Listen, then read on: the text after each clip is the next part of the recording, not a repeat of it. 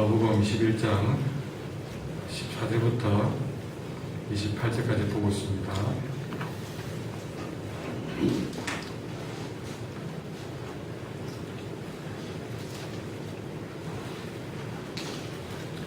우리 어제 말씀을 다시 한번 되돌아보면 사람들이 그 당시에 성전을 보고 성전이 너무 멋있습니다. 아름답습니다. 이렇게 성전을 보고 감탄에 마지 않으니까 예수님이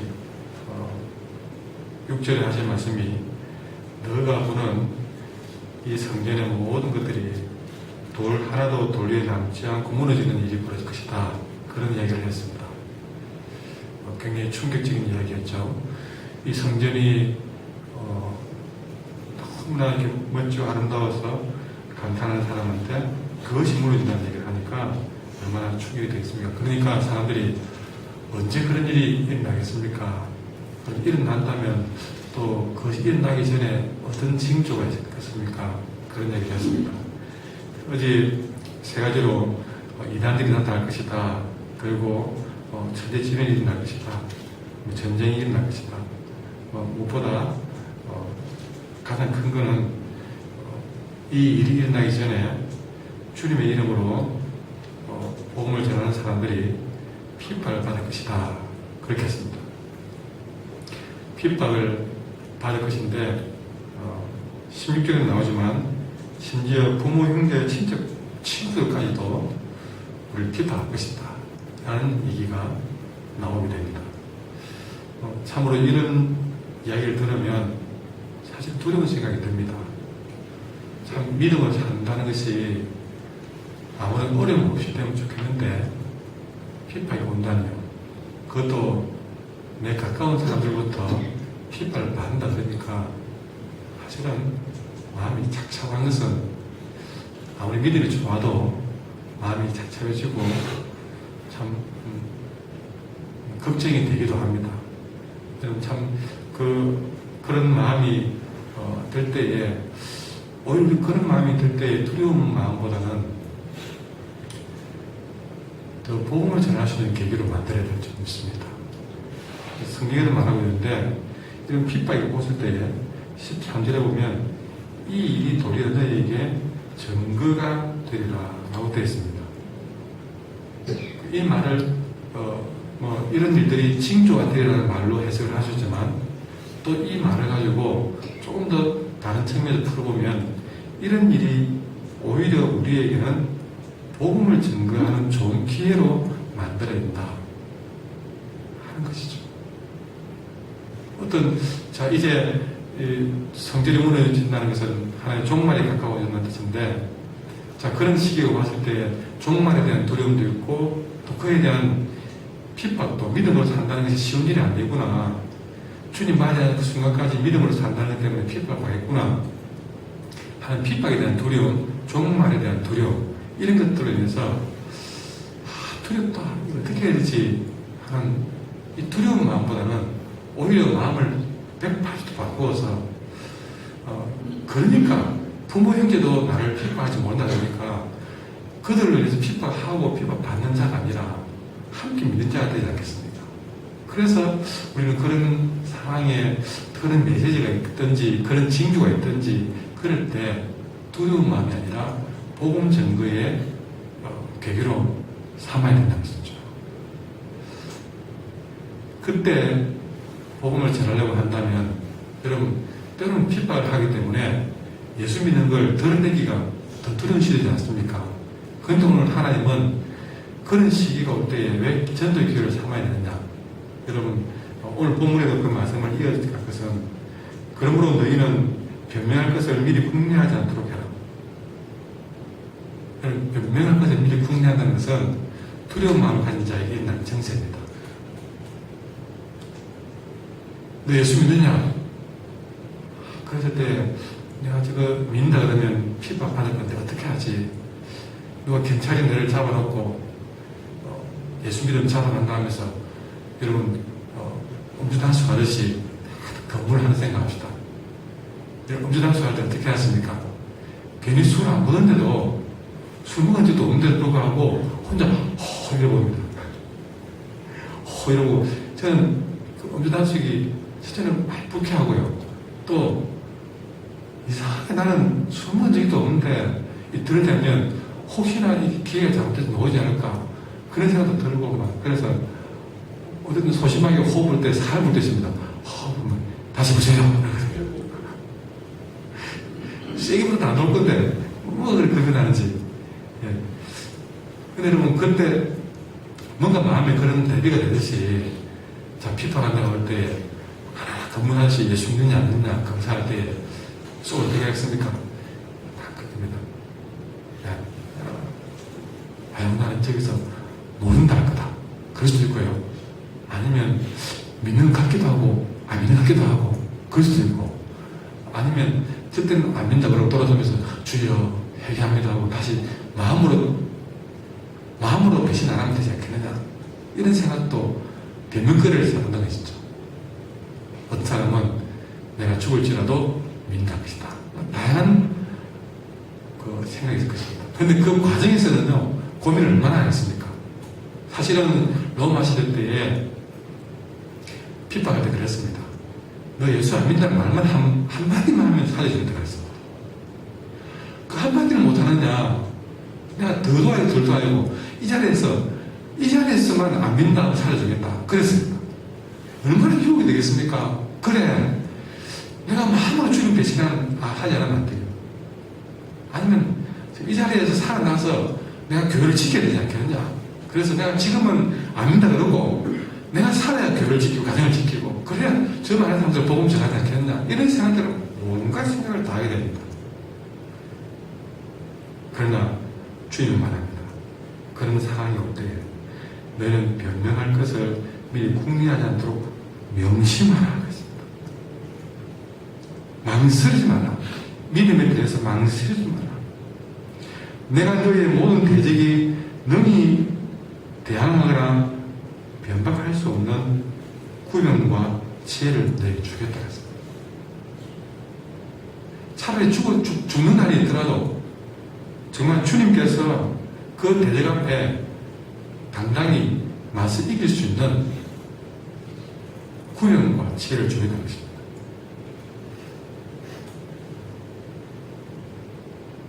우리가 그 시기가 왔을 때 담대하게 주님께 믿고 나가면 오히려 나는 핍박하는 자들도 심지어는 그들도 복음을 전할 수 있는 정도의 능력을 성령께서 직접 주실 줄 믿습니다. 그러니까 마지막 때에 이들의 핍박 때문에 복음이 막히는 것이 아니라 오히려 주님께 맡긴 이 모든 자를 통해서 하나님은 복음 전도에 좋은 기회로 만드실 것이기 때문에 우리가 어떤 박해에도 천국 복음은 막히지 아니하고 더 힘있게 전파될 것입니다. 그렇게 해서 만민을 구원하려는 하나님의 구원 계획은 어떤 핍박자 가로막아도 가로막지 못하고 오히려 하나님의 구원 계획은 차질 없이 진행될 줄 믿습니다. 그럼 역사가 증명합니다. 오히려 교회는 핍박이 강하면 강할수록 더 그곳에서 흥망했고 더 놀랍게 전파되었습니다. 여러분 중국에서 많은 선교사들이 복음을 전개했습니다. 그러나 모택동이 들어서면서 공산당이 들어서면서 문화혁명을 일으키면서 어마어마한 핍박을 가했습니다. 오랫동안 그 문화혁명을 통해서 믿는 자들이 죽임을 당하고 투옥됐습니다. 교회는 싹쓸이 될 줄 알았습니다. 어느 날 중국이 기독교를 허락하고 개방합니다. 숨어있던 수많은 더 많은 진한 교회들이 일어나는데 여러분 중국이 지금 엄청나게 뜨겁습니다. 수천만 명이 지금 주님 앞에 나오는데요. 그 이후에 교회를 열어놓으니까요. 교회마다 예배 시간에 교회들이 터져나가는데 어디서 이렇게 모여있는지 모를 만큼 터져나가는데 참 교회 안에 꽉 차고 바깥에도 줄 서가지고 어마어마한 사람들이 주여 보는 거죠. 지금 저 북한의 지하교회도 분명히 핍박은 지금 지구상에서 제일 강할 가오지만 그러나 곧 개방되면 숨어있던 지하교회 주요백성들이 어마어마하게 나타날 것입니다. 우리 주변에 수많은 사람들이 이 말씀대로 이렇게 핍박이 가할수록 더 담대하게 복음을 전가함으로 그들의 역사를 이루어가고 있는데 여러분 우리는 어떻게 이렇게 좋은 환경 가운데에도 믿음을 지키지 못하고 복음을 전가하지 못할까? 사실은요 우리 한국교회는 잘할 것이 아니라 이런 일들 앞에 회개하고 부끄러워야 된다는 것이죠. 우리가 교회는 교회까지는 갈 필요 없습니다. 교회에 숨지 마세요. 우리 자신이 부끄럽다는 것이죠.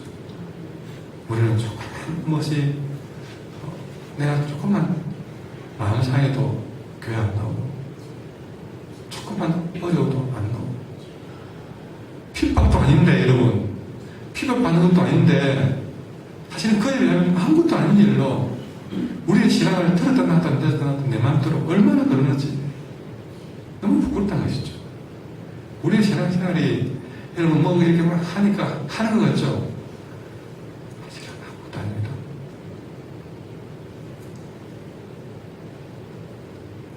때로 미움도 당하고 예수님 때문에 순교도 나오게 되지만 그러나 주님께서 내가 복음을 전하면 하나님이 구원과 지혜를 줄 줄 알고 담대히 말하는 자들에게 하나님의 역사는 이어갈 줄 믿습니다.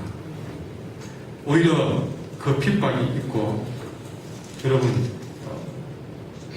그런 과정에서 여러분 18절에 보시면 이런 미움이 있고 핍박이 있지만 너희 머리털 하나도 상하지 않으리라고 했습니다. 믿음으로 사는 자들이 핍박당해 망할 것 같지만 오히려 그들은 하나님이 보호해 주시고 어중간히 참지도 덮지도 않은 자들 여러분 그런 자들은 상하고 넘어지고 자빠질지 몰라도 여러분 진정 믿음으로 사는 자들은 오히려 머리털 하나도 상하지 않으라고 그 시험이 다하도록 철저하게 보호될 것이고 성도는 인내로 말미암아서 19절에 보니까 육신뿐만 아니라 영혼도 없고 생명의 멸류관까지도 쓰게 될 것이다 그랬습니다. 여러분 이 마지막 때에 어리석지 않기를 소원합니다. 오히려 이 핍박은 여러분 이 어두운 이 공간이 불과 1시간 전만 하더라도 어두웠습니다. 그러니까 어두운 곳에 빛이 들어오는 순간 여러분 이 빛이 들어오는 순간에 어두움 물러가지. 여러분 내 마음 가운데 참빛 대신 주님에 대한 믿음을 있다면 내 마음 가운데 어떤 어두움도 내 마음 가운데 있지 않을 것입니다. 어둠으로 허락지 마십시오. 허락지 않는 길은 물러가는 것이 되는 게 아니라 참빛을 내가 믿고 내 마음속에 받아들이는 것입니다.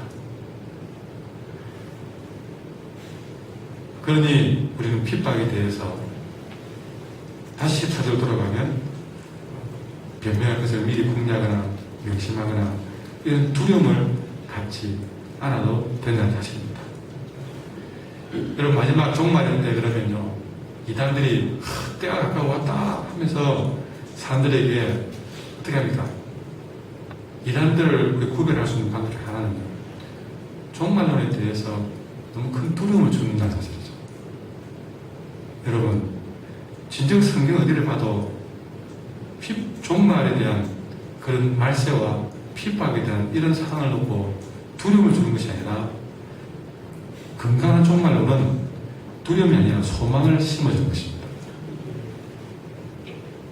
이제 막 매주 며칠간 종말이 되니까 그 두려움 때문에 모든 걸 다 이제 버려두고 집 팔고 눈 팔고 모든 상황에서 그렇게 마지막 종말에 대한 두려움으로 그렇게 만들어가는 것은 이단의 특징입니다.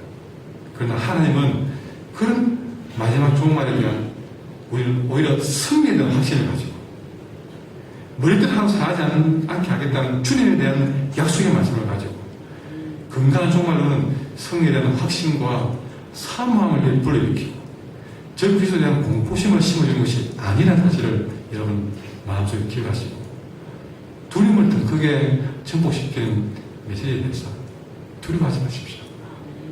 구별하십시오. 말세를 살고 있는 우리는 이 임박한 하나님 나라에 대한 공포감 대신에 승리의 확신과 사모함으로 나가기를 바랍니다. 더 나아가서 오늘 이 징조에 대한 이야기는 예루살렘 성의 멸망에 대한 예언이었습니다. 그래서 예수님은 20절부터 예루살렘이 군대들에게 에워싸이는 것을 보거든 그때 유대에 사는 사람들은 산으로 도망가고 예루살렘 성내에 자들은 성 밖으로 나가고 성 주위에 졸라게 있는 사람들은 성 안으로 들어가지 말라는 경고였습니다. 자, 왜 그럴까요? 자, 다시 등대보면요, 이 예루살렘에 군대가 에워섭니다.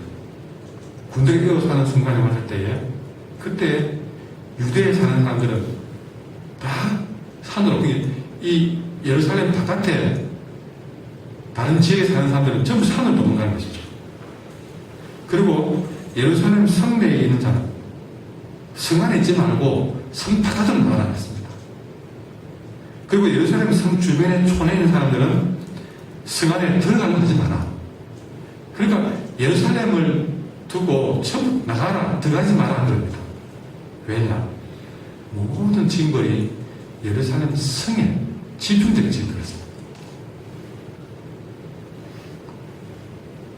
그리고 그 예루살렘 성에 일어날 징벌이 얼마나 무서운지 여러분, 그날은 이 사진에 보면 아이 벤 자들과 젖먹이는 화가 있을 것이 들어있습니다. 아이 벤 자나 젖먹이 자체가 화가 있는 것이 아니라 도망가고 싶어도 못 도망갈 처지 그런 임신을 했거나 그렇게 저절먹이가 있는 사람들은 도망가기 굉장히 불편하단 말이죠. 그러니까 도망을 나와야 되는데 도망가기 불편한 상황이 있는 그런 자들은 얼마나 그 심판이 급하게 와닿는지 도망갈 사이도 없이 그런 환난을 당한다는 그런 의미를 담고 있습니다. 그리고 얼마나 아이를 배웠다는 말은 그래도 가장 보호받아야 될 아이들과 여인들까지도 그 징벌이 당했다고 하니까 얼마나 혹독한 징벌이냐 하는 것을 보여주고 있는 것입니다. 아니나 다를까 여러분, 이 예언이 있고 몇십 년 안 되어서 예루살렘 성은 로마 대군에 의해서 완전 멸망당합니다. 그때 성전이 진짜 돌 위에 돌 하나 남지 않아도 완전히 무너지게 됩니다.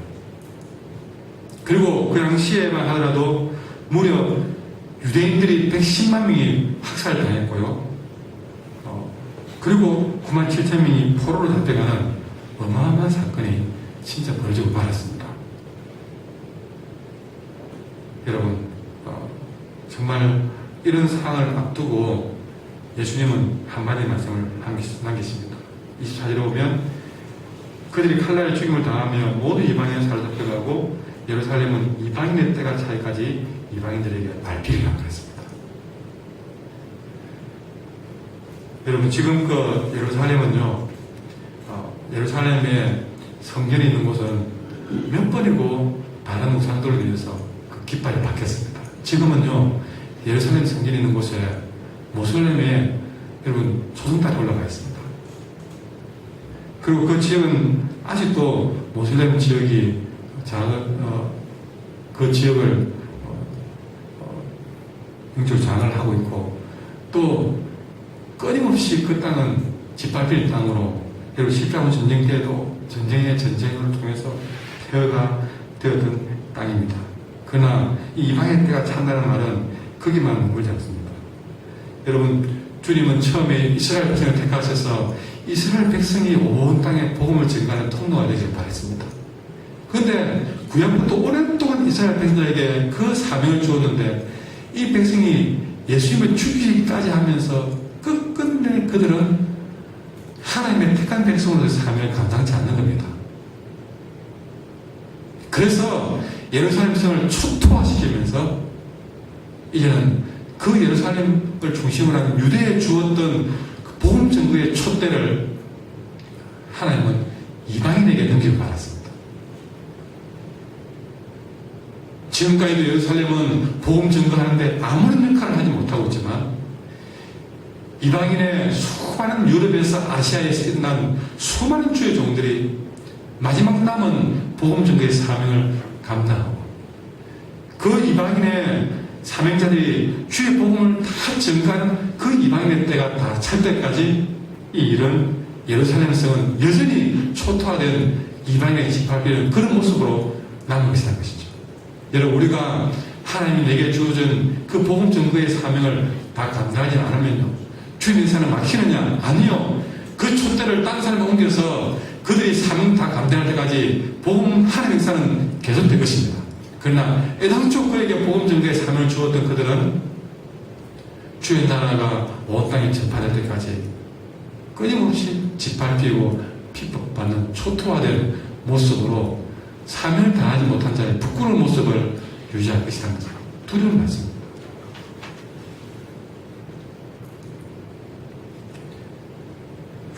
여러분, 내게 정의로 살 수 있는 기회 주어졌을 때에 우리는 그 사명 다 감당하셔야 됩니다.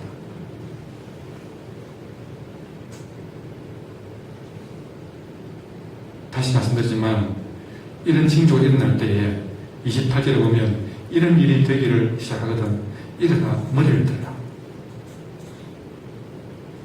어떤 두려운 소문 들려도 거기에 기죽지 말고 두려워하지 말고 숨지 말고 피하지 말고 오히려 우리는 머리를 들어야 됩니다. 소망의 머리를 들어야 됩니다. 보험의 머리를 들어야 됩니다. 말씀의 머리를 들어야 됩니다. 우리가 그렇게 머리를 들으라. 왜? 너희 속량이 가까우니라. 우리가 정말 탄식하며 기다려왔던 경건한 성도의 소망이 곧 다가올 것이기 때문에 여러분, 마지막 그 순간에 숨지 말고 피하지 말고 더 담대히 정인의 삶을 살라는 것입니다. 그들의 구원의 날이 곧 가까웠다는 사실이죠. 우리 한국의 성도들은 이런 믿음으로 승리하기를 원합니다. 지금도 수많은 이단들과 또 여러 가지 천재지변과 사건들이 우리를 더욱더 믿음으로 살고자 머리를 들게 만드는 계기가 되기를 간절히 소망합니다. 기도하겠습니다. 말세를 살고 있는 저희들을